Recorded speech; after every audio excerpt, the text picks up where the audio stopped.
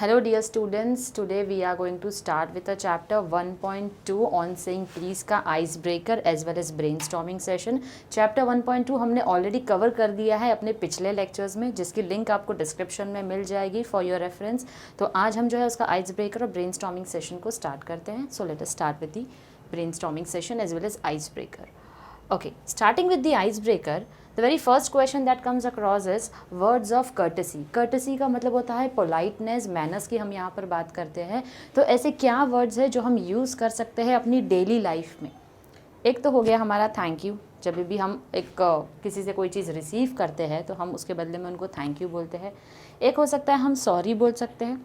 Sorry when we hurt someone, not intentionally, unintentionally भी if we are hurting someone we have to say sorry because that is a part of our manners. Next we have is please when we want something, when we are requesting someone, so we should always use this term please. Excuse me when we want someone to allow us to pass by. जब भी हम अगर interrupt कर रहे हैं किसी के conversation के बीच में, again you have to excuse yourself first, so that is a word of courtesy. Then we have you are welcome. जब आपको कोई थैंक यू बोलता है तो you have to give a reply also, so you are welcome is a reply for thank you. Then we have hello. We can say hello और hi to someone because basically we are greeting someone. So conversation start करने के लिए जो हम कहते हैं hello और hi, तो you have to say that. Then we have how are you. When we meet someone सिर्फ हेलो नहीं बोलते, हम कई बार लोगों को उनका हाल चाल भी पूछ लेते हैं. हेलो हाउ आर यू, उनका रिप्लाई देते हैं I am good, I am fine, thank you, how are you, तो हम उसका रिप्लाई देते हैं. तो these are some of the words of courtesy which we use on a day to day life. Moving ahead with the next ice breaker. Listed below are a few character traits of people. Some are positive traits while others are not. Tick the ones you feel are desirable. अब ये कुछ ऐसे characteristic traits है एक इंसान के जो positive भी है और नेगेटिव भी है. So according to you what do you feel, एक इंसान के अंदर क्या ऐसी क्वालिटीज़ होनी चाहिए. Instead of going through one by one हम जस्ट ऐसी क्वालिटीज़ को सिलेक्ट कर लेंगे जो आपके अंदर होनी चाहिए. One is your humorous. काफ़ी हंसी मजाक मस्ती मजाक बातचीत में इंसान जो है अपना काम करवा लेता है. तो you have to be humorous. You have to be wise, आपको स्मार्ट होना चाहिए. You have to be humble. Humble का मतलब होता है काफ़ी ज़्यादा डाउन टू अर्थ इंसान. You have to be generous also. You have to be kind hearted person. So these are some of the characteristic traits which a person should possess and also benevolent. So these are some of the characteristic traits a person must have. Moving ahead with the next question, it says etiquettes and manners are very important for a person to live in society. Read the following and put them in the proper columns. अब ये कुछ ऐसी चीज़ें आपके सामने mention की हुई है, कुछ स्टेटमेंट्स कुछ सेंटेंसेस दिए हुए हैं. अब ये आपको तय करना है कि ऐसी क्या क्वालिटीज़ है या ऐसे क्या एटिकेट्स एंड मैनर्स है जो अप्रोप्रिएट है, जो सही है, और इनअप्रोप्रिएट है या फिर गलत है. तो अगर हम पहले की बात करें, to receive phone calls while you are in a lecture और क्लास, तो क्या ये सही मैनर्स है लेक्चर्स के बीच में कॉल रिसीव करना या अपने फ़ोन को अटेंड करना. तो definitely this is an inappropriate behaviour. Next is to knock before you enter your principal's office. जब भी आप अपने as you are all are student, जब भी प्रिंसिपल ऑफिस में एंटर करते हो, you have to knock, you have to take permission first. तो that is a part of our basic manners, right. So of course this is an appropriate behaviour. To thank the person who offers you tea or coffee. So whenever we say thank you, again that is a word of courtesy. So that is an appropriate behavior. To be polite and courteous to others, appropriate behavior. To leave the classroom without the teacher's permission, that is an inappropriate behavior. Without taking the permission of your teacher, you cannot leave your classroom, right? So that is inappropriate behavior. To occupy the seats reserved for ladies or physically challenged or elderly person on a bus or a train. अगर आप ऐसी seats जो already reserve है ladies के लिए, handicap के लिए, children के लिए, अगर आप ऐसी सीट्स को ऑक्यूपाई करते हो, उनके प्रेजेंस में होते हुए अगर आप ऑक्यूपाई करते हो, तो that is an inappropriate behaviour. So देखिए जो भी मैंने आपको बताया है उसको इस तरीके से सेग्रीगेट किया गया है आपके अप्रोप्रिएट बिहेवियर में एंड इनअप्रोप्रिएट बिहेवियर में. So these were the ice breakers which we have completed. Now we are going to start with your brainstorming session that is given in the last of your chapter 1.2. Okay. Now the first question says form groups and explain the following words with examples. You can take help of your teachers. तो कुछ words दिए हुए हैं, कुछ qualities ऐसी दी हुई है, mention किए गए हैं ट्रेट्स, जिसके बारे में हमको बताना है कि उनका एग्जैक्ट मीनिंग क्या होता है. तो if you are sitting with your friends, definitely you can discuss it in your groups. Otherwise we have already a readymade answer for you all available. Humility का मतलब होता है being free from pride and arrogance, किसी भी तरीके का घमंड नहीं होना, तो वो होता है तुम्हारा ह्यूमिलिटी. तो यहाँ पर आपको एग्जाम्पल दिया हुआ है of doctor APJ Abdul Kalam sir. Remember that pride comes before a fall, always realise that there are people better than you are. Socrates said, one thing only I know, and that is that I know nothing. So never ever have any kind of pride in terms of knowledge. अगर आपको किसी चीज़ का knowledge है तो कभी उस चीज़ का आपके अंदर घमंड नहीं आना चाहिए. इन शॉर्ट ह्यूमिलिटी का मतलब यही होता है, कोई प्राइड या घमंड आपको नहीं होना. नेक्स्ट आता है हमारा सेल्फ एस्टीम. तो यहाँ पर हम बात करेंगे अपने सेल्फ रिस्पेक्ट के बारे में, सेल्फ एस्टीम के बारे में. Confidence in one's own worth और एबिलिटीज़, अपनी खुद की काबिलियत पर शक नहीं करना, लेकिन अपने खुद की पहले आप अगर अपनी रिस्पेक्ट करोगे तो लोग आपकी रिस्पेक्ट करेंगे. Everyone is different and unique. Highly positive quality leads to achievement, success, healthy relationships can be developed with a little effort. तो सेल्फ एस्टीम यानी कि सेल्फ रिस्पेक्ट, अगर आप अपनी रिस्पेक्ट करोगे डेफिनेटली लोग भी आपकी रिस्पेक्ट करेंगे, और ये एक तरीके का सेल्फ कॉन्फिडेंस भी आपके अंदर डेवलप करता है. नेक्स्ट इज ग्रैटिट्यूड, जिसका मतलब होता है thankfulness. That means you are thankful to whatever you have in your life. किसी चीज़ का नहीं होने से, रोने धोने से अच्छा है you should be grateful, you should be thankful for what almighty has already given to you. तो वो होता है हमारा gratitude. That means you are thankful to whatever you have in your life. Courtesy का मतलब होता है good manners and polite behaviour. जैसे हमने पढ़ा था कर्टसी, वर्ड्स ऑफ कर्टसीज में thank you, sorry, please, how are you, hello, I am fine, good, thank you. तो ये सारी चीज़ें क्या है, दीज आर वर्ड्स ऑफ कर्टसीज, तो जिसको हम बेसिक और पोलाइट मैनर्स कहते हैं. जनरोसिटी का मतलब होता है kindness, big heartedness, the act of being kind, selfless and giving towards others. Very positive trait influences others. When one is generous, one feels good. Many religions consider this as a great virtue, encourage charity. तो basically generosity की जब हम बात करते हैं, it is talking about your kindness, your good behavior, your kind behavior, ताकि आप अपना दिल जो है वो बड़ा रखो लोगों को देने के लिए. That is your quality of generosity. Next that we have is sympathy, feelings of pity and sorrow for someone else's misfortune. किसी और के लिए जो हमको बुरा लगता है, that is your sympathy. Empathy, the ability to understand and share the feelings of another. Now there is a famous quote which also says that put yourself in someone else's shoes. किसी और की जगह पर खड़े रहकर देखो how you are going to feel. तो उस एक क्वालिटी को हम कहते हैं एम्पैथी. सिंपैथी का मतलब होता है आप किसी के लिए आपको बुरा लग रहा है, लेकिन एम्पैथी का मतलब होता है आप उसकी जगह पर खड़े रहकर सोच रहे हो how you are going to feel. That is empathy. So these are some of the meaning of the qualities that were given. Now the next question says that have a group discussion on the topic the need of soft skills at the workplace. Use the following points. यानी कि soft skills का importance आपको बताना है कि क्यों workplace पर या organization में या educational institution में भी soft skills होना बहुत ज़्यादा ज़रूरी है. तो with the help of these points definitely you can have a discussion amongst your friends. अब यहाँ पर दिया है read the text and state whether the following statements are true or false. Correct the false statement. तो यहाँ पर जो आपको स्टेटमेंट्स दिए हैं आपको बताना है ट्रू है या फॉल्स है. जो भी फॉल्स स्टेटमेंट है आपको उसको क्या करना है, करेक्ट करना है. तो first one is bitter problems in day to day life can be solved by sweet words. यानी कि लाइफ की डेली जो प्रॉब्लम्स है अगर उनसे डील करना है तो you have to deal it in a very good way by sweet words. Definitely that is true. Next we have is great wars could have been avoided by a little courtesy. बड़े से बड़ी जंग जो है वो जीती जा सकती है अगर आप पोलाइट हो, आपका बिहेवियर पोलाइट हो. Again that is true. Observance of etiquette in a normal situation is important, but more important is their observance when the situation is adverse. यानी कि जो भी आपके एटिकेट्स हैं, मैनर्स हैं, नॉर्मल सिचुएशन में तो definitely we are going to behave normally, लेकिन सबसे ज़्यादा ज़रूरी तब है अपने मैनर्स को रखना जब आप बहुत ज़्यादा वर्स्ट सिचुएशन या कंडीशन में हो. यानी कि अगर आपको एंगर इश्यूज़ है तो बुरे से बुरे सिचुएशन में भी आप अपने एंगर को किस तरीके से कंट्रोल करते हो, दैट इज़ मोस्ट इम्पॉर्टेंट. तो of course this is a true statement.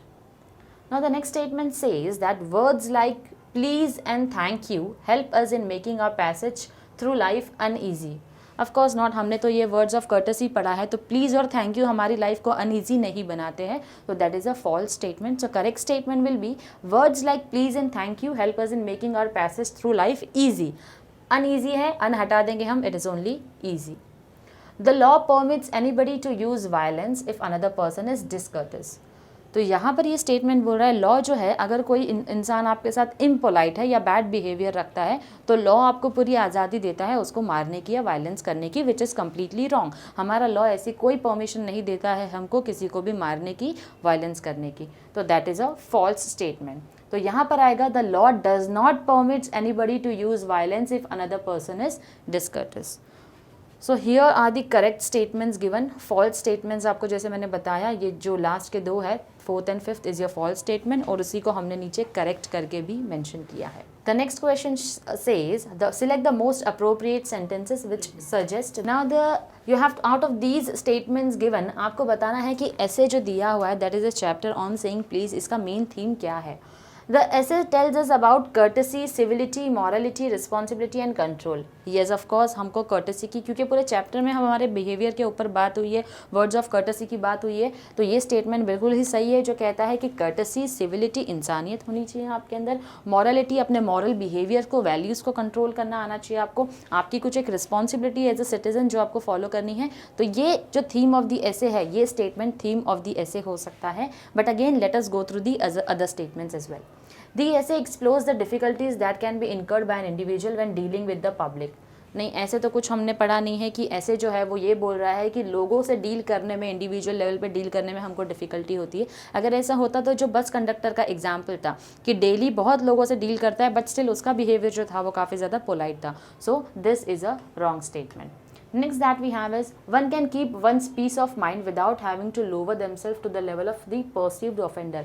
Yes, जैसे हमने लास्ट में देखा था, चेस्टरफील्ड करके एक एग्जाम्पल दिया हुआ था जिसको एक इंसान कहता है कि मैं स्काउंड्रल्स को रास्ता नहीं देता हूँ, तो उसने रिप्लाई किया था लेकिन मैं देता हूँ रास्ता, राइट। तो अल्टीमेटली उसके लेवल पर उतरे बिना, किसी बुरे इंसान के लेवल पर उतरे बिना भी आप उसको अपना पोलाइट बिहेवियर में जवाब दे सकते हो। Again this is one of the statement which is appropriate.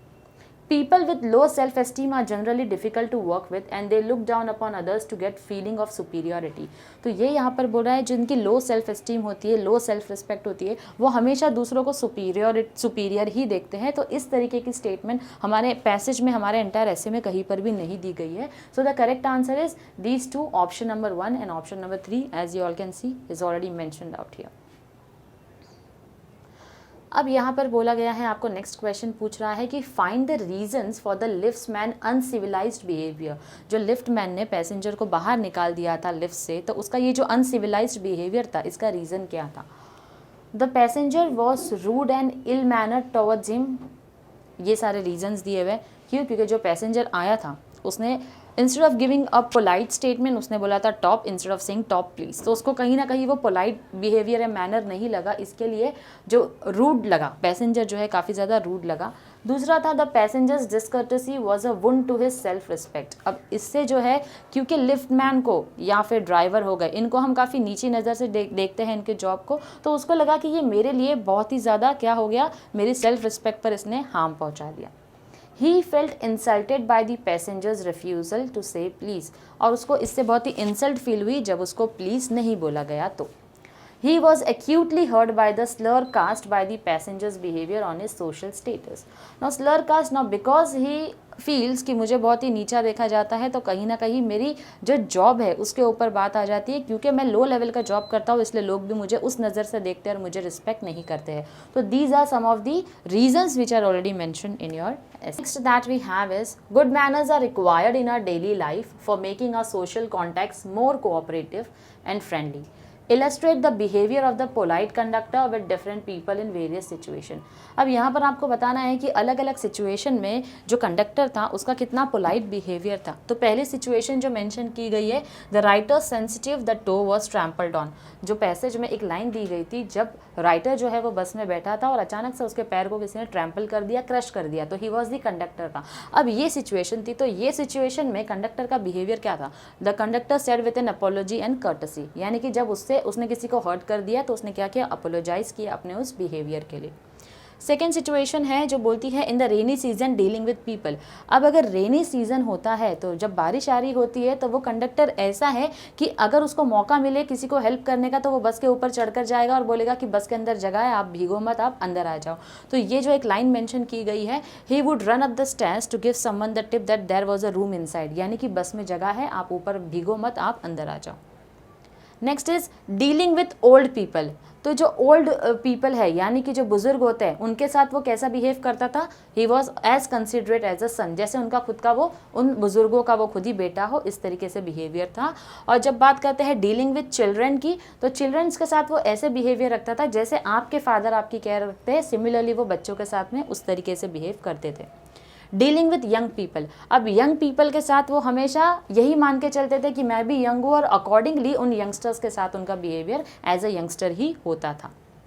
Dealing with a blind man, dealing with a blind man में दिया है कि नो डाउट वो अपना जॉब कर रहे हैं, लेकिन अगर कोई ब्लाइंड मैन जो है अगर उनके एज अ पैसेंजर ट्रैवल करता है उनकी बस में, तो वो क्या करते हैं, जो भी उनका स्टॉप होता है सिर्फ उसको बस के बाहर नहीं उतारते, एग्जैक्टली जहाँ तक उसको पहुँचना होता है पूरा रोड क्रॉस करवा के उसको जाकर जो ब्लाइंड मैन की जो भी मंजिल है उनको वहाँ तक क्या करते हैं, पहुँचा कर आते। तो this was the behaviour of the conductor. तो अलग अलग सिचुएशंस में उनके बिहेवियर के ऊपर यहाँ पर कमेंट किया गया है। Now the next question says, discuss and write the impact of good temper and kindliness on the society in the light of good mannered conductor। यानी कि गुड टेम्पर, अच्छा बिहेवियर और आपके काइंडलीनेस यानी कि काइंड बिहेवियर से सोसाइटी के ऊपर क्या इम्पैक्ट होता है ये आपको समझाना है। लेकिन किसका एग्जाम्पल लेते हुए समझा है यहाँ पर, कंडक्टर के बारे में बोलकर। The conductor was always cheerful and kind hearted to every one in the bus, सबके ही साथ वो अच्छा रहता था और काफ़ी चेयरफुल और हमेशा खुश रहता था। This spread to his passengers and they too become cheerful and good humoured, यानी कि अब यही चीज़ क्योंकि वो भी बहुत खुश रहता था तो अपने पैसेंजर्स को देखकर उसको बहुत ज़्यादा अच्छा लगता था, उनके साथ अच्छा बिहेव करता था। तो सेम चीज़ उनके पैसेंजर्स में भी स्प्रेड हो गई, उन्होंने भी क्या कर लिया, अपना पूरा दिन जो है, क्योंकि कोई आपके साथ अच्छा बिहेवियर रखता है तो आप भी अपना अच्छा बिहेवियर ही दिखाओगे, तो सेम चीज़ जो है वो स्प्रेड होते गई उसके पैसेंजर्स के साथ में। They would naturally pass on this feeling even after getting off the bus. अब क्या उसमें एक लाइन दी थी कि अगर गुड बैड मैनर्स इन्फेक्शियस होते हैं तो गुड मैनर्स भी इन्फेक्शियस हो सकते हैं, यानी कि ईजिली स्प्रेड हो सकते हैं। तो क्योंकि इसके गुड मैनर्स जो हमारे कंडक्टर के स्प्रेड होते थे, तो उसी के साथ साथ जो लोग थे भले बस से उतर जाते थे लेकिन वो लोग भी क्या करते थे, उसके गुड मैनर्स से इन्फेक्ट हो चुके थे। Thus, in society, if people are good tempered, cheerful and kind, it will spread to others and they too will start behaving in a similar manner. This will lead to a happy and compassionate society. तो यहाँ पर बोला जा रहा है कि अगर लोग इसी तरीके से काइंड हार्टेड रहे, कर्टस रहे, पोलाइट रहे, तो सेम बिहेवियर जो है वो आगे जाकर भी कैरी फॉरवर्ड होता रहेगा। जितने लोग आपसे मिलते रहेंगे उनके साथ आपका बिहेवियर सेम होगा। सो that is the crux of the entire question. Now the next question says, a modest calling can be made dignified by good temper and kindly feeling. Explain the statement with examples. So यहाँ पर बोल रहा है a modest calling can be made dignified by good temper, यानी कि अगर कोई बुरा बिहेवियर है भी, बुरा बर्ताव है भी, तो आप कैसे उसको अपने काइंड बिहेवियर से चेंज कर सकते हो। तो यहाँ पर दिया है, this means that whatever career और job one has, however simple और modest, it can be made more dignified by behaving in a good temper. No doubt आपको किसी भी तरीके का काम दिया हो, कोई भी काम छोटा या बड़ा नहीं होता है, तो आप उसको कितना डिग्निफाइड बनाते हो। कोई सा भी काम आपको ऑफर किया गया हो, लेकिन ये आपकी रिस्पॉन्सिबिलिटी है कि आपको अपना टेम्पर यानी अपना एंगर जो है उसको भी कंट्रोल में रखना है, and you have to behave in a very good way with kindliness towards the people one comes in contact with. For example, even a simple job like that of a security guard at a mall can be made pleasant and dignified if the guard smiles and says thank you or good morning every time he or she checks a person. A sweeper's job can also be made more dignified if he or she just nods and smiles at passers-by or helps them if they are in need. So basically, जैसे मैंने बोला, कोई भी job आप कर रहे हो, छोटा होगा या बड़ा जॉब होगा, यहाँ पर एक एग्जाम्पल दिया है मॉल में एक सिक्योरिटी गार्ड का, कि कोई भी अगर आ रहा है जा रहा है, जब भी वो किसी के लिए गेट ओपन कर रहा है तो he should wish them good morning, good evening, जो भी ग्रीटिंग्स है वो दे दे अपने, और हमेशा एक स्माइल करे, उनको जाने के टाइम पे उनको थैंक यू बोले, thank you for shopping, right. हम कई बार बाहर जाते तो हम ये सारे बिहेवियर्स देखते हैं, तो अल्टीमेटली ये बिहेवियर्स जो है वो स्प्रेड होते हैं क्योंकि वो लोग अपने जॉब को छोटा नहीं समझते हैं। तो सेम चीज़ जो है हमें भी करनी है कि अगर हम किसी स्वीपर को देखते हैं, we should at least give a smile, right. तो ये सारे बिहेवियर्स हम भी अपना सकते हैं so that we can infect the society with good manners. That was the crux of this question. The next question says, The service of the police is necessary for implementation of law in our society. Do you think you require this service for a good social environment? Discuss. अब जो police है, जिनकी service है society में law को maintain करने के लिए, लॉ एंड ऑर्डर के लिए बहुत ज़्यादा ज़रूरी है, लेकिन वो पूछ रहे हैं, do you think you require this service for a good social environment? क्या हमको गुड सोशल एनवायरनमेंट के लिए इस सर्विस की ज़रूरत है? डिस्कस. नो, वी के not have the police monitoring us for social and moral offences. यानी कि लॉ को प्रोटेक्ट करने के लिए पुलिस है, लेकिन सोशल एंड मॉरल ऑफेंसेस है, जैसे मैंने कहा बैड मैनर्स के लिए किसी तरीके का लॉ नहीं बना हुआ है, तो उसके लिए पुलिस जो है वो ध्यान नहीं देगी. They will look after the criminal part, but they will not look after the moral and the social offences. For example, one cannot be punished if one refuses to smile at an acquaintance or say thank you. यानी कि अभी आप अगर कहीं पर enter होते हो, आपको किसी सिक्योरिटी गार्ड ने अगर थैंक यू नहीं बोला या गुड मॉर्निंग विश नहीं किया, तो आप उसके ऊपर केस नहीं कर सकते. और इतनी छोटी छोटी बातों के लिए आप पुलिस को नहीं बुला सकते कि इसकी यहाँ पर ड्यूटी है तो इनको मुझे गुड मॉर्निंग बोलना चाहिए था, राइट? तो ये मॉरल ऑफेंसेस है जिसके लिए आप किसी को ब्लेम नहीं कर सकते हो. One cannot be punished if one does not hold the door open for the person who is following. अभी आप एंटर हो रहे हो, अगर आपके लिए डोर किसी ने नहीं खोला, again you can not make a complain, you can not file a complain for the same. These are good manners or courtesy and they have to be taught right from childhood and they will change in different cultures and different circumstances. अब ये सारी जो basic चीज़ें हमने पढ़ी है, words of courtesy जिसको हम थैंक यू बोलते हैं, प्लीज़ बोलते हैं, सॉरी बोलते हैं, ग्रीटिंग्स करते हैं, तो ये सारी चीज़ तो बेसिक मैनर्स है जो हमने अपने बचपने में ही सीख ली है. जब हम छोटे थे तभी हमको हमारे पेरेंट्स जो है या हमारे गार्डियंस जो है जिनके साथ हम रहते हैं वो लोग हमको सिखा देते हैं. तो इसके लिए कोई स्कूल आपको नहीं सिखाने वाली है ये सारी चीज़ें, या प्रॉपर एक कोई लॉ नहीं बनेगा आपको सिखाने के लिए. ये हमारा मॉरल बिहेवियर है जो चाइल्डहुड से हमको सिखाया जाता है.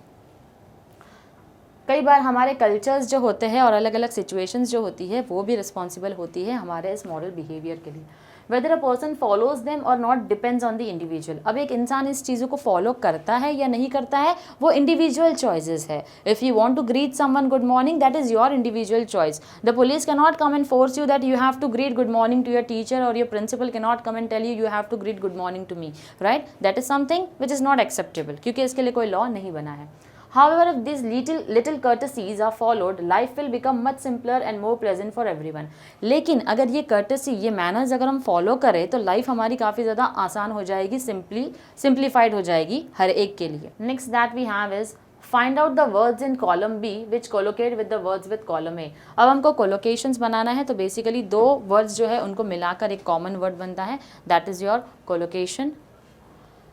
रेगुलर के साथ दिया है यहाँ पर रेगुलर एक्सरसाइज. सो बेसिकली हमने ऑलरेडी यहाँ पर आंसर मेंशन कर दिया है कॉलम ए और कॉलम बी को मिलाकर. Here is your final answer. We have regular exercise, mid day meal, key concept, fast food, try hard, richly decorated, free time, traffic time, social justice and wild animal. So these are your collocations. Now next that we have is learning collocations is essential for making your English sound fluent and natural. Make the following collocations and use them in your own sentences. यानी कि अब आपको sentences frame करना है. For example, big mistake. जैसे कि आपने बोल दिया I made a big mistake. Surprise, big surprise, I have a big surprise for you. तो इस तरीके से आपको बिग जो दिया है उसके साथ ये जितने वर्ड्स दिए हुए कोलोकेशंस फॉर्म करके आपको सेंटेंस फ्रेम करना है. सिमिलरली यहाँ पर भी आपको वेल के साथ जितने वर्ड्स दिए हुए हैं उनके साथ मिक्स करके कोलोकेशंस फॉर्म करना है. जैसे कि I am completely well dressed, तो these are the collocations that you are suppose to form in the form of framing a sentence. ये देखिए यहाँ पर ऑलरेडी सेंटेंस जो है हमने फ्रेम कर दिया है. It was a big mistake to hold on a party on a rainy day, right? So that is how the sentences are being framed. Again, well के लिए दिया है the well dressed man jumped over the puddle carefully. तो sentences are already being framed for you all. So you all can just go through how the sentences are being framed and with the help of collocations mentioned. Okay. So the next question that we have is, sometimes while using a word in a sentence, we have to change its word class. We can make several more words from the root word. Root word यानी कि base word जो दिया हुआ है उससे हम कई बार क्या कर सकते हैं, sentence के word के क्लास को चेंज कर सकते हैं. जैसे कि शार्प है तो शार्पन हो गया, शार्पनिंग हो गया, राइट? नाउ डिपेंड्स कि आपका सेंटेंस कौन से फॉर्म में है, पास्ट में है, प्रेजेंट में है, फ्यूचर में है, परफेक्ट में है, कंटिन्यूस में है. तो ये देखते हुए हमको क्या करना है, सेंटेंस को फ्रेम करना है और वर्ड का जो क्लास है वो चेंज हो जाएगा. जैसे फॉर एग्जांपल यहाँ पर दिया हुआ है, I asked Sumit to dash my pencil for me. To dash my pencil is sharp दिया हुआ है, टू शार्प माई पेंसिल नहीं, I asked Sumit to sharpen my pencil for me. So sharpen is the correct class of word which is going to fit into this sentence. Now read the following sentences and use the words given in the brackets. Change the word class and rewrite the sentence. यानी हमको यहाँ पर क्या करना है, word का class जो है वो change करना है and then again you have to write the sentence. It says Lina was eating a very dash apple and obviously enjoying it. Now Lina was eating a very crunch दिया हुआ है तो it will become crunchy. वो apple के बारे में बताया. How is the apple? The apple is crunchy, right? तो Lina was eating a very crunchy apple and obviously she was enjoying it. Next we have is this picture looks dash, that is color. So this picture looks, how is the picture? Adjective क्या है? The picture is colorful. I am afraid that your behavior is just not accept. It will be, it is not at all acceptable. Your behavior is not acceptable. I like my elder brother. He is very help. तो he is very helpful हो जाएगा. That is how from the root word, from the base word, you select the class of the word, whether it is a noun or an adjective or an adverb or a verb, and accordingly you place those words in the sentences. So I hope we are clear with this. Moving ahead with the next question. Complete the following table. Put a cross of a word class does not exist. यानी कि यहाँ पर आपको word दिए हुए हैं. अब उस वर्ड का वर्ब फॉर्म है, एडजेक्टिव फॉर्म है और एडवर्ब फॉर्म है. अब ऐसा कोई वर्ड है जिसका वर्ब फॉर्म नहीं होगा, एडवर्ब नहीं होगा, एडजेक्टिव नहीं होगा, तो you have to put a cross. अगर हम सारे के सारे आपके नाउन फॉर्म देखें तो एब्सेंस का एब्सेंट है, एडजेक्टिव एब्सेंट है और एडवर्ब उसका एब्सेंटली है. Similarly alarm, alarm, alarming, alarmingly. Attraction, attract, attractive, attractively.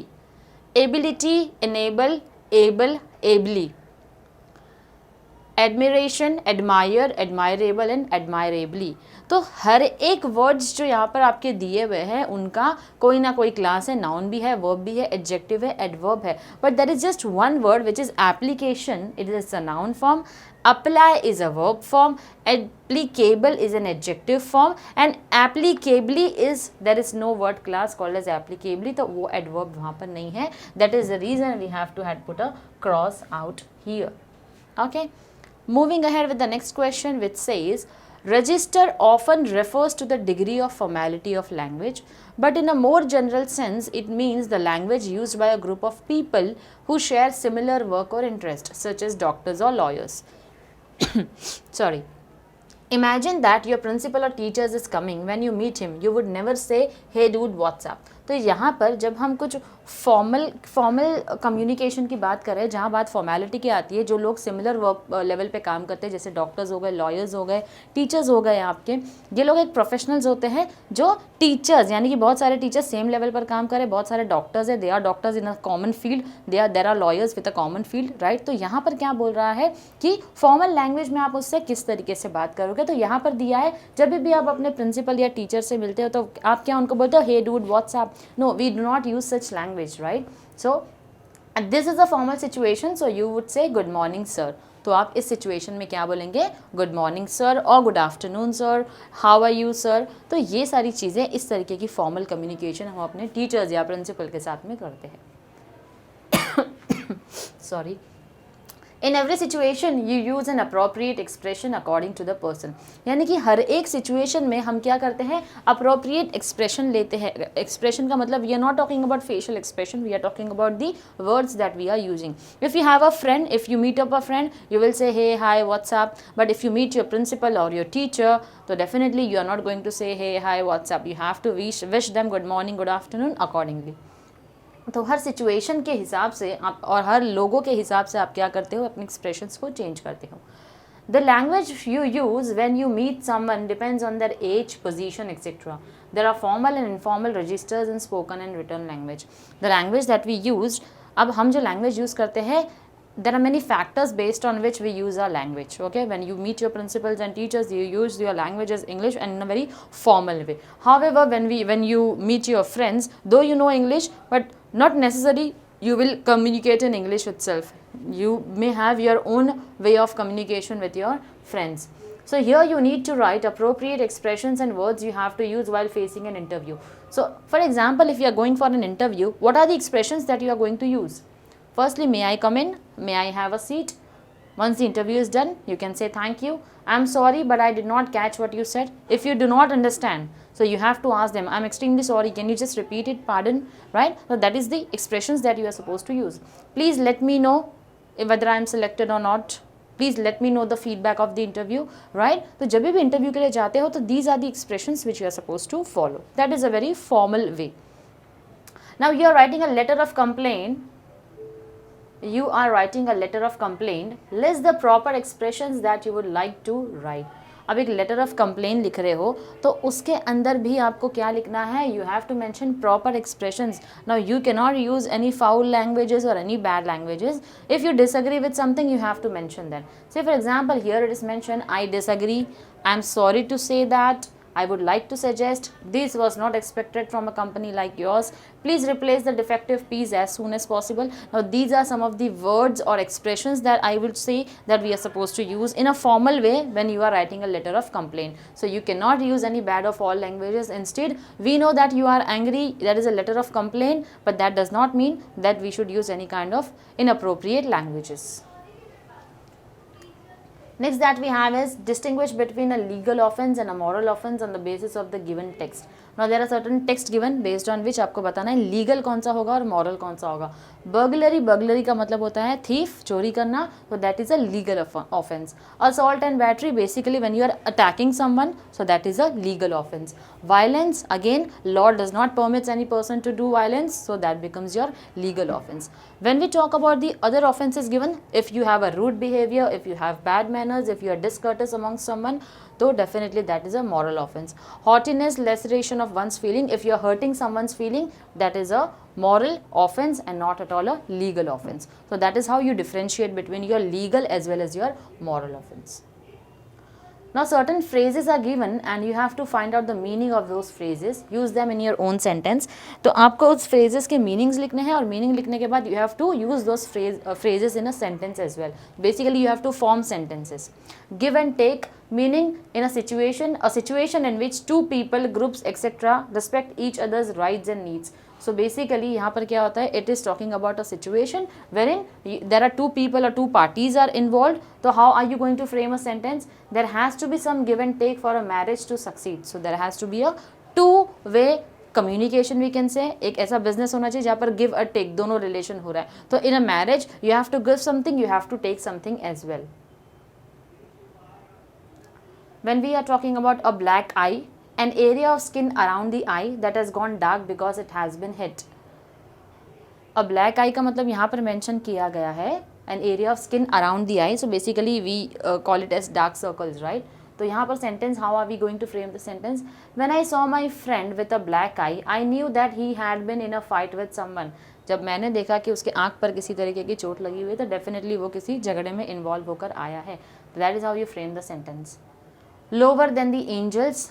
Angels को हम लोग परफेक्ट मानते हैं, तो यहाँ पर लोअर देन दी एंजल्स का मतलब होता है less than perfection, right. However much we aspire to be perfect, our life is destined to be lower than the angels. हम कितना भी परफेक्शन की कोशिश क्यों ना कर ले, we will always remain a step behind perfection. That is how we use the term, the phrase in the sentence. Next we have is knock someone down, to hit someone forcefully so that he or she falls down. I knocked him down का मतलब होता है किसी को मारना, तो उसी को आपको सेंटेंस फ्रेम कर कर बताना है. The young boy was so angry with the bully that he knocked him down. वो उस बुली से जो उस बच्चे को परेशान करता था उसने उसको नॉक डाउन कर दिया, यानी कि उसको मारा. Complete the table with polite expressions that we must use in our day-to-day life. अब ऐसे एक्सप्रेशंस आपको बताना है जो डोंट्स में और डूज में होंगे. तो डूज में क्या होगा, I would like to have a cup of coffee, तो कॉफ़ी और टी. तो ये यहाँ पर बेसिकली क्या बता रहा है कि एक पोलाइट बिहेवियर है that you are requesting someone. अब I want a cup of tea, I want का मतलब यहाँ पर आप डायरेक्टली उनको ऑर्डर कर रहे हो. Next we have send me the mail. ये जो है काफ़ी ज़्यादा ऑर्डरिंग लगता है, ये जो है वो काफ़ी ज़्यादा डूज मतलब काफ़ी ज़्यादा पोलाइट मैनर और बिहेवियर लग रहा है. यहाँ पर बोल रहा है please send me the mail. Please यानी कि again you are requesting. Please let me be by myself, again request.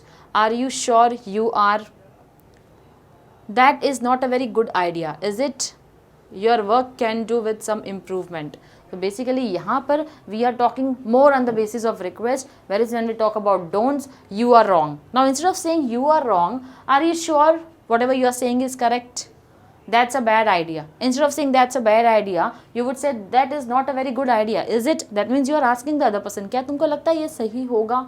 Your work isn't good. तुम्हारा काम जो है बिल्कुल भी अच्छा नहीं है. Now instead of saying your work is not good, you should say your work can do with some improvement. आपका जो काम है उसको थोड़े से improvement की ज़रूरत है. Now that is how you convey your message in a polite way to someone. Instead of getting angry and aggressive, it is not going to help you out in any way. Now edit the given paragraph using A and the wherever necessary. यानी कि एक paragraph दिया है आपको जिसमें आपको क्या करना है, a and the, that means article का यूज करना है, and then you have to rewrite the entire paragraph again. यानी कि जहां पर ए आएगा, जहां पर एन आएगा, उसकी एप्लीकेबिलिटी के हिसाब से you have to write the paragraph. Now Rakesh is an ideal son who remains devoted to his father as he grows professionally to become the famous doctor. As his father grows old, he takes care to spend time with his father, bringing him tea in the morning and taking him out for the walk in and the evening. We need to understand कि vowels का use कहाँ पर होने वाला है, कहाँ पर vowels आ रहे हैं, कहाँ पर ए और एन का यूज़ होगा, और कहाँ पर कॉन्सोनेंट है जहाँ पर द का यूज़ होने वाला है.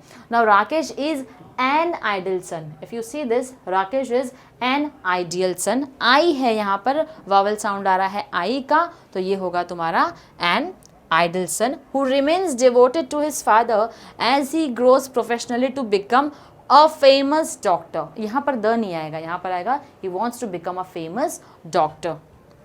As his father grows old, he takes care to spend time with his father, bringing him tea in the morning. Now here we will use this consonant के लिए, morning के लिए हम क्या use करते हैं, the use करते हैं, in the morning, and taking him out for a walk in the evening. So इस तरीके से हम articles का use जो है उस paragraph में करेंगे, and we will rewrite the paragraph once again. Now the next question is, spot the errors in each of the following sentences and correct the incorrect ones. Now here you have to find out where is the error in the sentence, and then after spotting the error you have to rewrite the sentence by mentioning the correct sentence or the correct words that you are supposed to replace with. Now Radha brought pens and distributed them between her 5 children. Between का मतलब क्या होता है, 2 लोगों के या 4 लोगों के बीच की बात आ रही है यहाँ पर. बिटवीन यानी physically you are talking about coming in between, एकदम बीच में.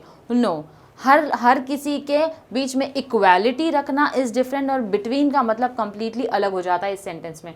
तो यहाँ पर करेक्ट है, Radha brought pens and distributed them among her 5 children. यानी कि उन 5 बच्चों के बीच में उसने इक्वली डिस्ट्रीब्यूट किया है. बिटवीन का मतलब अलग हो जाता है, इन द मिडल हो जाता है. अमंग का मतलब होता है सबके बीच में इक्वली उसने क्या किया, डिवाइड किया है. Now Jayashree and Sujata sat. अच्छा, यहाँ पर एक मिस्टेक है, बिसाइड नहीं है, बिसाइड्स है. The question which is mention here, उसमें यहाँ पर एस है, बिसाइड्स है. Jayashree and Sujata sat besides each other in complete silent. तो क्योंकि बिसाइड्स नहीं आएगा, बिसाइड आएगा, तो यहीं पर हमने उसको करेक्ट कर दिया है. Otherwise the question that is mention in your textbook, it contains besides and not beside. Next we have is his best friend Vijay was blind within one eye. Within यानी कि एक आंख के अंदर की बात कर रहा है वो, तो definitely that is wrong. His best friend Vijay was blind in one eye. In one eye यानी एक आंख से ही वॉज ब्लाइंड, तो विद इन नहीं आएगा, it will be only in. Next we have is one could dare to encroach on his rights. यहाँ पर है one could not dare to encroach on his rights. तो यहाँ पर बिकॉज द सेंटेंस के साथ में जो वर्ड है one could dare to encroach on its right, तो that is wrong. One could not dare to encroach on his rights और none could dare to encroach on his rights, that is the correct form. She was taken with surprise when she saw the famous Taj Mahal. Now she was taken with surprise नहीं आएगा. The conjunction that the preposition that is being used here is wrong. She was taken by surprise. She was taken away by surprise. She was taken by surprise when she saw the famous Taj Mahal. It is not possible to exchange the goods once the sale has been completed. So here it is saying that it is not possible to exchange the goods. Now this is given unnecessarily. It is not possible to exchange goods. That is quite simpler and in a very easier way. So it is not possible to exchange goods once the sale has been completed. Now the next sentence says, Dr. Sen Gupta has been trying to master the craft for the last 5 years. So basically here no error has been found in this sentence because it is straight away saying that Dr. Sen Gupta has been trying to master the craft for the last 5 years. So it is talking about your past tense, everything is perfect, there is no problem as such. So there is no error in the sentence. The next question says, the top ranking candidates will be appointed in senior jobs in banks. In senior jobs नहीं होता है, it is talking about a position, तो यहाँ पर in नहीं आएगा, यहाँ पर आएगा to. The top ranking candidates will be appointed to senior jobs in banks. Next it says that she knows very well what is expected from her, but she is unable to perform. Now she knows very well what is expected from her, no. Expected from her nahi, expected of her. Because she is working somewhere, she is performing somewhere, what is expected of her? But she is unable to perform. The last question says, they will put on a note in this regard for your consideration. The put on nahi aayega, they will put up. They are going to put up a notice. So they are going to put up a note in this regard for your consideration. So that is how you need to spot the error and you need to make the necessary changes also. Okay. Now the sentences are given. You have to frame an entire paragraph. Read the following sentence. Santosh purchased a computer. He read the operating manual and followed the instruction. He linked the monitor, keyboard, printer. Basically उसने computer purchase किया और सारे devices के सारे parts को उसने क्या किया है यहाँ पर कनेक्ट किया है एक साथ. अब इनको आपको लिखना है. Convert these sentences into passive voice by filling in the blanks. The first sentence has been as an example. अब यहाँ पर आपको fill in the blanks दिया हुआ है और उसके हिसाब से जो सेंटेंस आपको यहाँ पर दिए हुए हैं मेंशन किए हैं इन सबको आपको पैसिव वॉइस में कन्वर्ट करना है और पैसिव वॉइस में कन्वर्ट करके आपको ये सेंटेंस लिखना है. So here are this sentences mentioned. Firstly, the monitor, keyboard and printer were linked up. Then the main cable was plugged in. The monitor was switched on at the back. When the light appeared on the screen, the day disk was placed in drive A. The disk was pushed in until the button clicked out. It took the computer 30 seconds to load the program.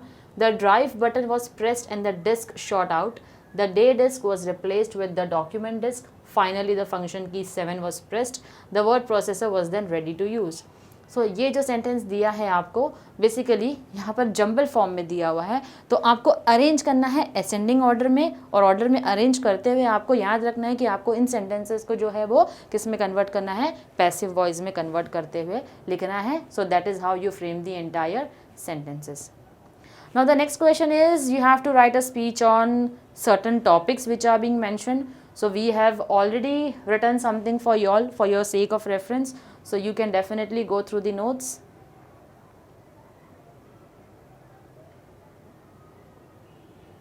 Okay, now the last question is very interesting because it says that soft skills are required in all walks of life, including careers and industry. They are increasingly becoming the essential skills of today's workforce. Okay, now we have hard skills, we have got degrees, we have got knowledge as well of certain languages or we can say subjects as well. But what about those soft skills which are in need of the hour, which are the need of the industry? अभी के लिए soft skills होना काफ़ी ज़्यादा ज़रूरी है. You should be a good team player, you should be a good leader, you should know how to communicate effectively to the people. So these are certain soft skills which have a huge impact on you. Wherever you are working, no matter you are working in marketing, finance or HR, if you are lacking any of the soft skills, definitely you are not going to stand for a long period of time into the organization, and that is the major reason why soft skill is considered to be a very important factor in today's industry. Now leadership, interpersonal relation, the relationships with you which you have amongst people, teamwork, how good team player you are, how work you well in a team. Communication, communication does not mean here about your language. Communication means the message that you are trying to convey to the other people. Then you should be a problem solver as well. Work ethics का मतलब होता है आपको work culture पता होना चाहिए. You should not deceive or cheat wherever the place where you're working. And lastly, flexibility or adaptability. That means you should be flexible enough to adopt the changes that the organization brings to you. So with this, we have completed our brainstorming session of chapter 1.2 on saying please. If you like the lecture, please do like, share and comment, and we would like to have your advices and suggestions in the comment box as well. Thank you very much.